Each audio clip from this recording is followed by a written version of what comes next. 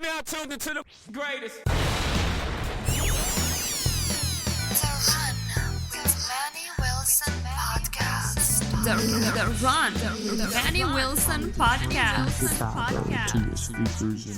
The best sports podcast there is. Yes, sir. What's up, everybody? Welcome back to The Run with me, Manny Wilson, all the way from Detroit to Chicago to your speakers and headphones. I appreciate you tuning in to the first interactive sports podcast, community that makes sure your voice is heard. So if you hear something you agree with, you disagree with, you like or you dislike, even if you just want to outsmart me on something I said, go ahead, shoot me a quick take, 219-413-9405. And of course, we'll play your take back on our next episode. And shout out to SeatGeek for sponsoring this episode. Get $20 off your first ticket purchase when you use the promo code The Run Podcast. Now, this code can only be applied for first-time users on the mobile app or website. So I'm not sure about you, but I got a couple of games that I want to go to this year. So I'm going to go ahead and create that account and save myself $20. Anyway, look, man, big Sunday here that happened in the NFL, but I got to start off with the rivalry game down in the NFC South. Obviously, a lot of y'all know I'm not going to rub it in too much because I really got to critique my own team here. I'm in the Atlanta Falcons. They really did not impress me on one of these ends of the ball. But anyway, the Falcons, they defeated the New Orleans Saints 26-14, and there was a game-winning kick by Young Hoku that really won the Falcons this game. It was like a 58-yard kick. And man, this brought it home for the Atlanta Falcons. But the biggest takeaway from this game here of watching this huge rival between the Falcons and the Saints was the Falcons defense saved the day once again.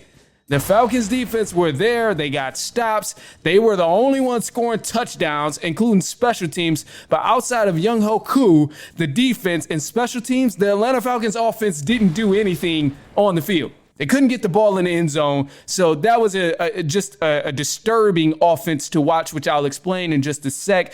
But got to give kudos to the defense, first of all, because the defense, they scored all the touchdowns in this game for the Atlanta Falcons. They had a pick six that went and put up 6 points, and obviously the extra point on there. The special teams unit ended up putting up 6 points as well, recovering a muffed punt return. So you got to love that. But this is the third straight game from the Atlanta Falcons defense where they forced a turnover. And this is huge because you haven't been playing scrubs, especially with the schedule that they have. They forced Patrick Mahomes to throw an interception, Jalen Hurts to throw an interception, and also Derek Carr to throw an interception. And ultimately, 2 of these 3 games were wins. So this is something to be excited about if you are the Atlanta Falcons. The fact that they finally have a defense to be proud of. And they finally have a defense that can actually win you ball games, and that's making big plays. However, the only concern I have here with the Falcons defense is just the linebacker unit.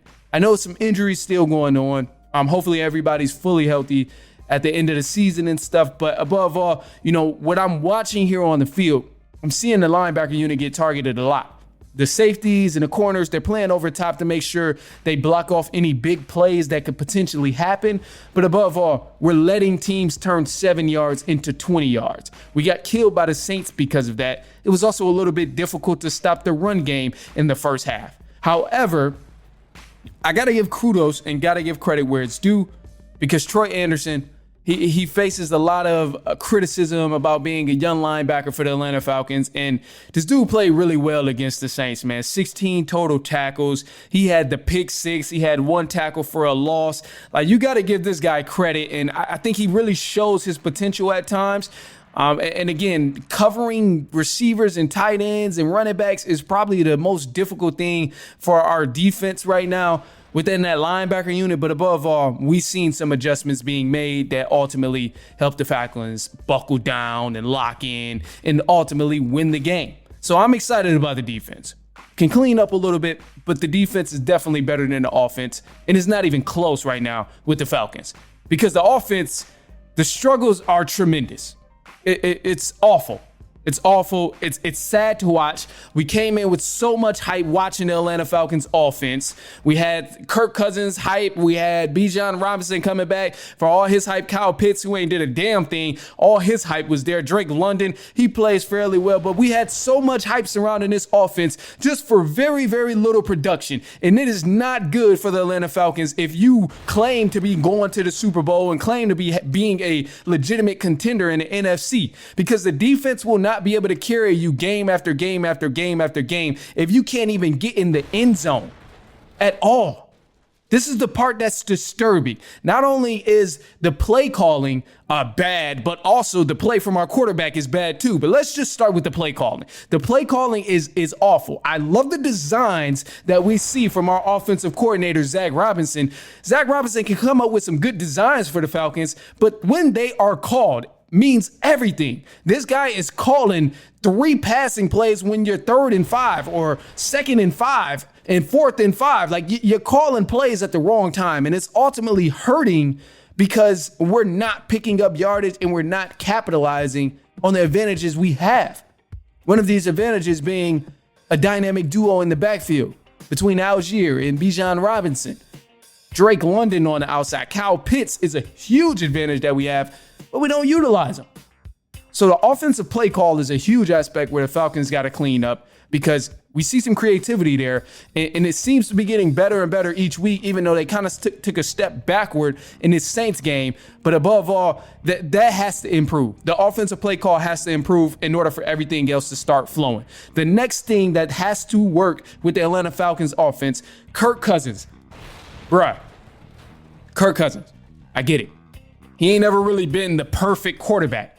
Kirk Cousins ain't never been the guy to, wow you and play the perfect game. He's always been that quarterback that's going to get better through the game, make his mistakes and clean them up as the game goes on, and ultimately win you a game. And I can accept that part. But what I cannot accept here is that Kirk Cousins threw an interception or had a turnover in 3 of the 4 games that the Falcons have played so far. That is unacceptable, bro. This is an offense that's supposed to be a high tier in this conference, and they're looking sloppy from the head to toe of offensive play calling all the way to executing on the field on the offensive end of the ball. So they have to clean this part up here. And as far as the what Kirk Cousins is doing, I mean, yeah, he can put the ball in certain places at times, but when you're giving the ball to the other team multiple times in a game, it hurts. It hurts. And right now, with the Falcons offense and what we see from Kirk Cousins and the play call and all, it just shows me that they're skating by. They're skating by. They're barely winning these games. They're coasting by. The defense is saving everything that they're doing. They're barely winning these ball games, and they're just skating by. And until the Atlanta Falcons are running like a well-oiled machine week after week, I don't want to hear no noise about being an actual Super Bowl contender or a big-time contender in the NFC. These boys got to get it together. If you improve each week, then, okay, you get a little bit of leeway, but this was a step backwards against the Saints. It was a step backwards, man. They got to improve on that offensive end. And, the defense, they stood tall, they did their thing, but we got to get both sides of the ball really, really clicking. And if the Falcons can get both sides clicking, offense and defense, then we can talk about, how far this team can go. But right now, let's just get back to the basics. Let's sort it out and let's make sure we can fix some things. But anyway, look, man, hey, we got some more stuff. I actually have Raheem Morris here after the Falcons win. I had the audio, not the actual person. I have Raheem Morris, head coach of the Atlanta Falcons. He's here, the audio after the game that the Falcons won over the New Orleans Saints. Here's him in the locker room via Atlanta Falcons. Bring it up, bring it up, bring it up. Hey, bring it up, fellas. Get tight, get tight, get tight. Hey, guys, get tighter, get tighter, get tighter. Hey, let me tell you this, man. That is the definition of resiliency. That is exactly what we talked about, right? Nobody blink. None of the other stuff matter. It doesn't matter. You keep doing what you do. You stay in the fight. I give us a chance against anybody. Tyler, way to go out there and run that rock.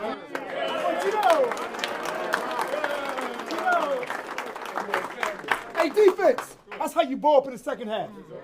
That's how you ball up in the second half. And stop the run. Hey, guys, quick turnaround. We're ready to recovery. Here we come. Here we come.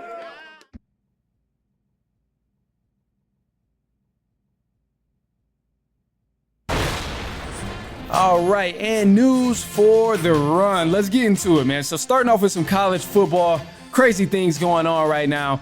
UNLV quarterback Matthew Sluka is leaving the school over claims of an unfulfilled NIL deal. However, allegedly, the deal was negotiated for Sluka to receive $100,000 to play this season at UNLV, but the school only gave him $10,000. So a lot of controversy has been going on. They've been trying to figure out what went wrong. Reporters have talked to the kid's dad, Bob Sluka, and he said the head coach Barry Odom told him the offer wasn't valid because it didn't come from the head coach, Barry Odom.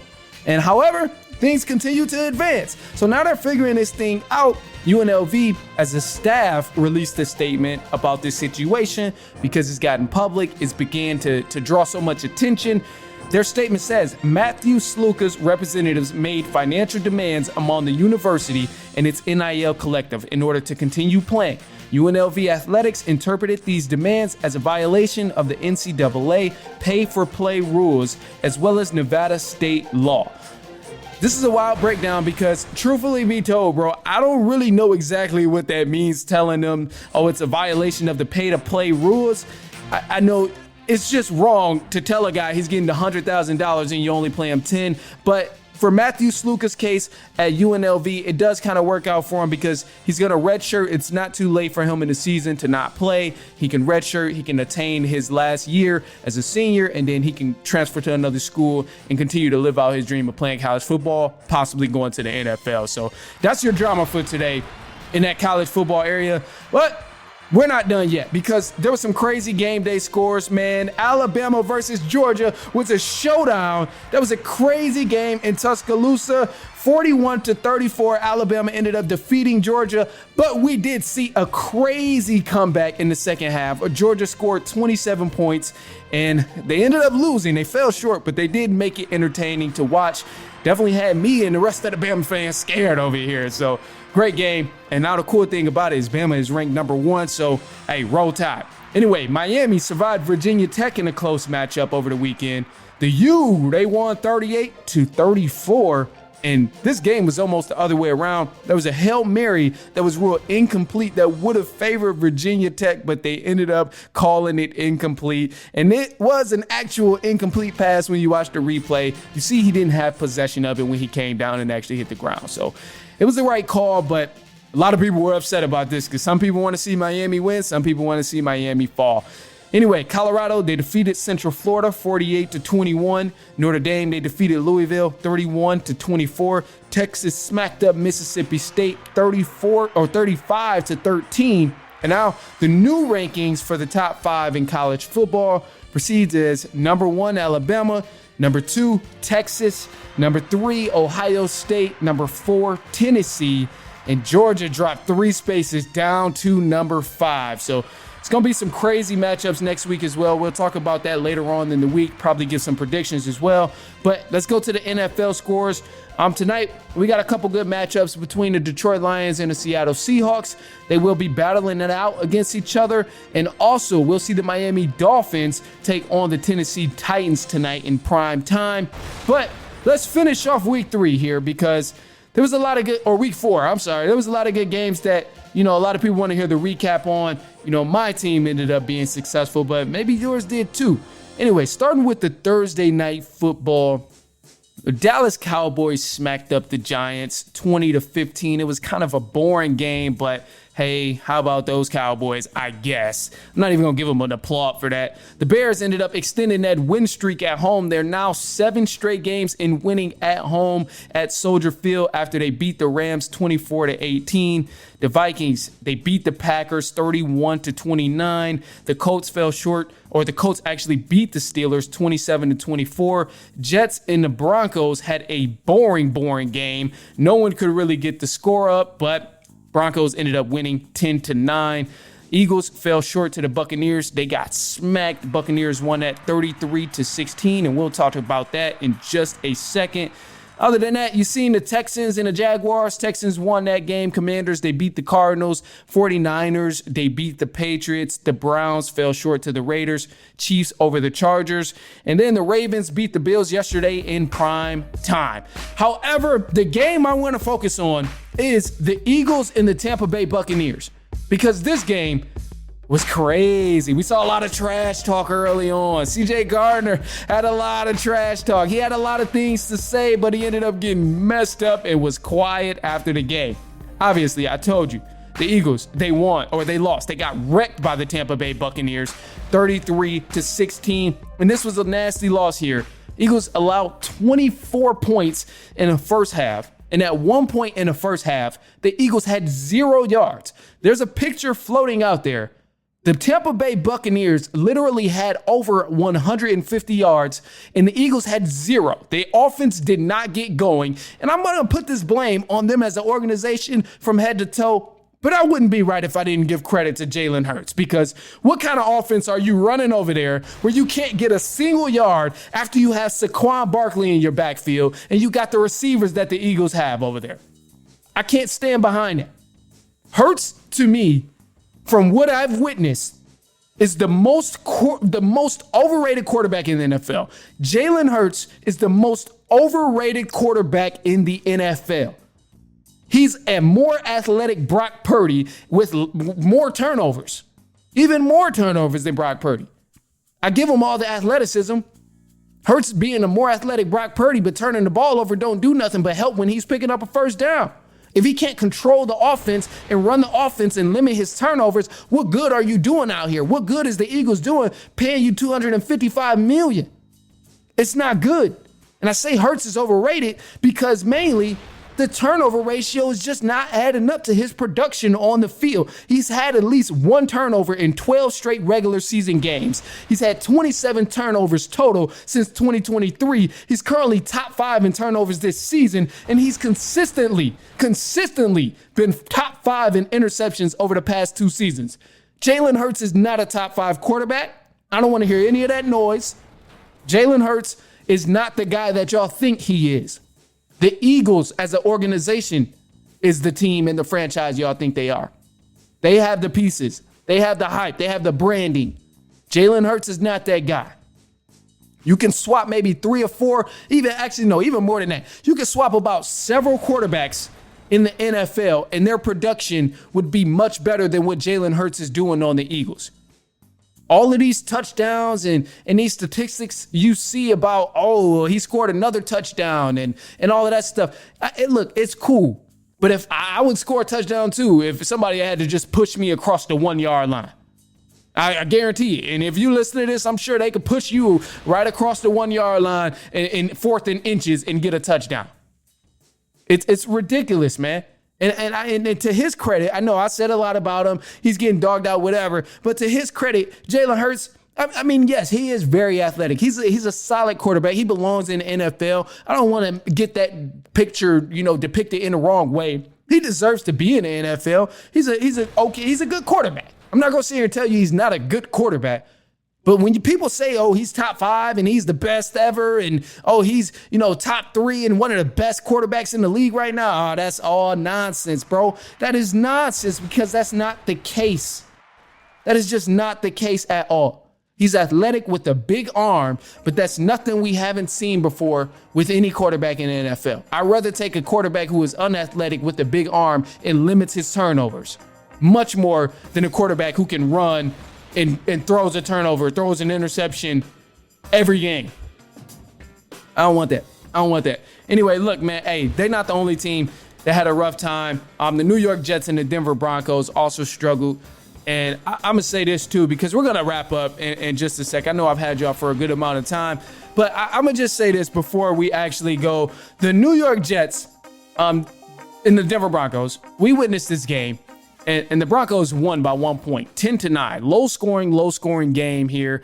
And I just got to say, bro, the Jets are an unserious team. This is a very unserious team, bro. First of all, you got so many problems going on within the locker room. It's clearly all translating onto the field. You can try and put that stuff behind you, but it's showing time after time. Aaron Rodgers doesn't get along with the head coach. It's clear they're bickering back and forth at each other. Every press conference chance they get, they're talking shit about each other. And that's just not the way you do it, bro. I don't know who's being the sassy pants here and who's being the one that's, crying about every little thing. Some people say, oh, it's Aaron Rodgers. He's the drama queen. But I mean, truthfully, we don't know, because let's look how petty the front office for the New York Jets are. It's been multiple weeks. You had all of training camp. It's week 4 in the NFL regular season, and the Jets still have not figured out what the hell they're going to do with Hassan Riddick.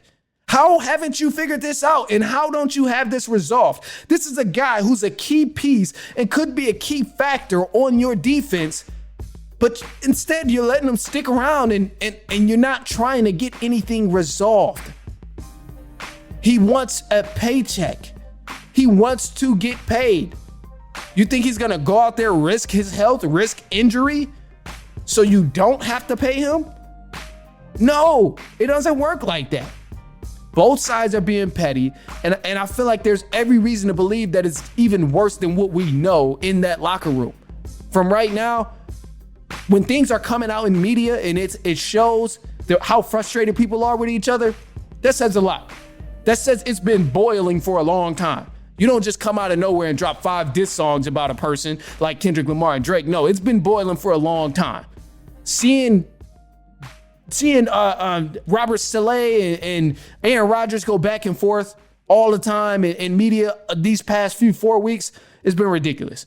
We've seen Aaron Rodgers have a whole burst out on the sideline with the head coach and all of that stuff. So it just shows, man, this organization is struggling right now, and they're supposed to be so good. They're supposed to have so much hype. They're supposed to be living up to these standards, but I don't think we're going to see any of that. I think this team is going to be the same as they were last year, even though they have Aaron Rodgers now. And at some point, they'll probably find a rhythm. But it's getting ridiculous, bro. It's getting ridiculous. It's ridiculous. I think we end up seeing them being another 9-8 team, wild card, eliminated that wild card game. Get them up out of there. Anyway, look, man, I'm going to leave y'all with this because I appreciate you for hanging with me. I appreciate you for tuning in. Of course, send us a voicemail call, 219-413-9405. If you want to go ahead and get it off your chest, leave a quick take. Promise you we'll go ahead and play it back later on in the week. But other than that, man, look, I'm going to leave y'all with a positive note, especially if you've been hanging with me. I'm going to say this, man. Practice self-care. Practice self-care. And I mean that by whether you need some sleep, go get some sleep.